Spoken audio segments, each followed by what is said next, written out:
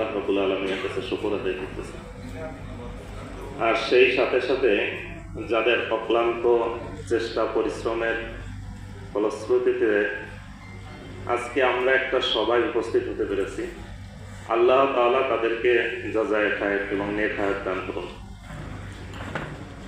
এত সময় আমরা প্রত্যেকের কাছ থেকে কিছু সৌজন্যমূলক আলোচনা শুনলাম।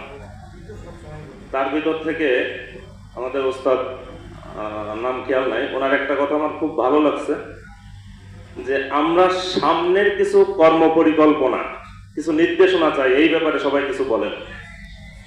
এজন্য আমি ভূমিকা ছাড়াই কিছু কথা শুরু করতেছি। বলবি আদবে ক্ষমা দৃষ্টিতে দেখবেন। আর আমার কথাগুলা কোনো নির্দেশনা নয়,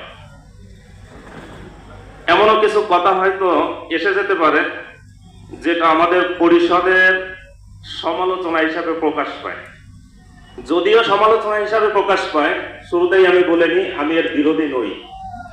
আর আমার কোনো মতামতের উপর যদি এই পরিষদ নাও চলে, তাও এই পরিষদের সাথে আমি এবং আমরা আছি তো ইনশাআল্লাহ। সম্মিলিত কাজের মনোভাবটা এমনই হওয়া চাই যে আমার প্রত্যেক জায়গায় দ্বিমত আছে, কিন্তু আমার মতামত নেওয়া না হলেও আমি সবার সাথে আছি। তা আমি এই মানসিকতা নিয়ে আসছি, পূর্বে ছিলাম, এখনো আছি। আর আমার ক্ষুদ্র জীবনের পথ চলায় আমি চলতে গেলে সবসময় বিতর্ক বাধায় চলি, কারণ আমার কাছে মনে হয় সমালোচনা না করলে সঠিক পথ চলা যায় না।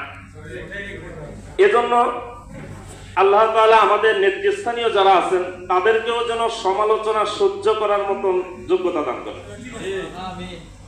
সমালোচনা এমন একটা পথ নির্দেশিকা, কোনো ব্যক্তি যদি ভালোভাবে চলার জন্য কোনো ভালো পরামর্শ নাও শোনে, শুধু সমালোচকদের দিকে যদি দৃষ্টি রাখে, তাহলেই তার পথ চলা সুন্দর হয়ে যাবে।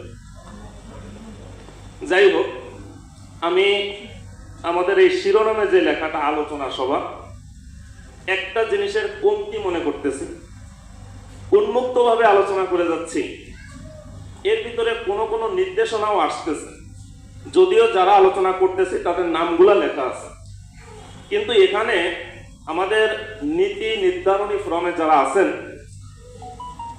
এই মুহূর্তে তাদের কাছে কলম থাকার দরকার ছিল।